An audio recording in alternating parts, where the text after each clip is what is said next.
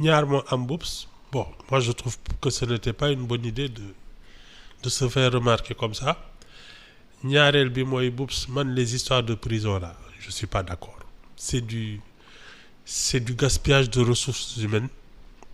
Ce sont des charges supplémentaires. Quand des gens ont fauté su dee daal dañu am lu ñu def tooñ Boubs dañu fay seen bor te fay bor bi liggéey rek on n'a qu'à leur faire des travaux d'intérêt général mu jeex. Mais les prisons là Boubs franchement xam nga pour man dafa am ñoo xam ne effectivement c'est des malades il faut les isoler mooy ñuy def ay crimes ay yooyu. isoler leen voilà ñooñu dañu feebar te ñooñu ay asile moo gën a tu sais ay kii yoo xam ne des mesures parce qu'ils sont dangereux pour la société et pour eux-mêmes donc c'est un peu des malades.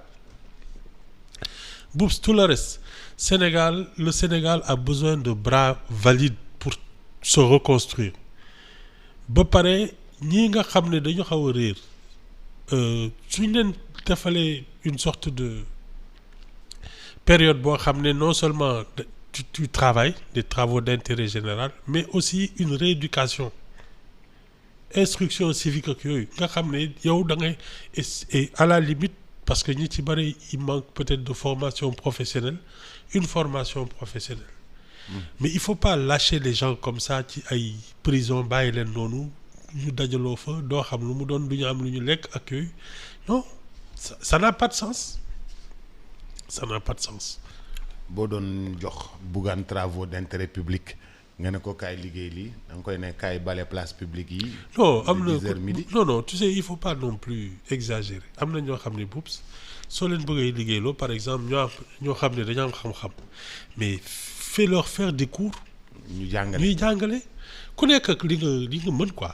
am na ñoo xam ne effectivement bon tu peux leur faire des travaux de maçonnerie des trucs ñuy construire ay classes ak ay mel noonu mais Boubs par exemple kenn koo xam ne il a des dons d'architecture ak yooyu il y a plein de tu peux leur faire des plans pour la commune pour les trucs nga xam ne loolu la ñuy fayee bor ku nekk tam ak sa xam-xam si tu as quelqu'un qui a fait de la comptabilité ak yooyu tu lui fais faire du travail. C'est tout. loo xam ne ko muy travaux boo xam ne da ko liggéeyal dëkk bi. da koy liggéeyal ko dëkk bi. exactement waaw mu fayee ko borom.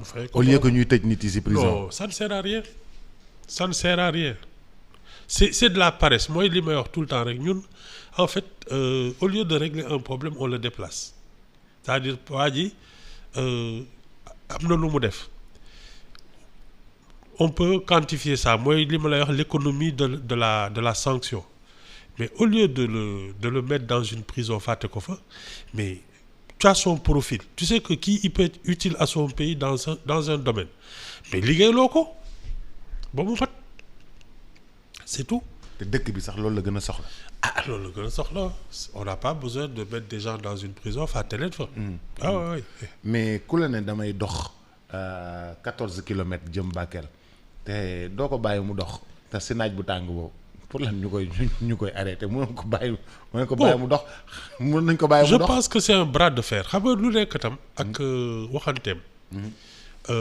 am na façon boo xam ne quand tu es policier tu es gendarme tu es militaire tu incarnes un peu l'autorité am na ton boo xam ne sooy ko waxee ils se disent c'est l'autorité de la République que tu remets en question.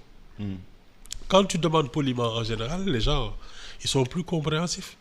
mais Ibou moi je me dis tout ça pour ça. non mais de toute façon buzz la ci bëggoon à la limite tout le pays s'est concentré sur Tambacounda c'est ça il y a pas autre chose c'est malheureux mais bon la politique devrait être autre chose que ça non ouais am na lu gën lii daal. non am na lu gën lii moi je suis pour que le débat soit d'intérêt général ba pare une affaire de gentleman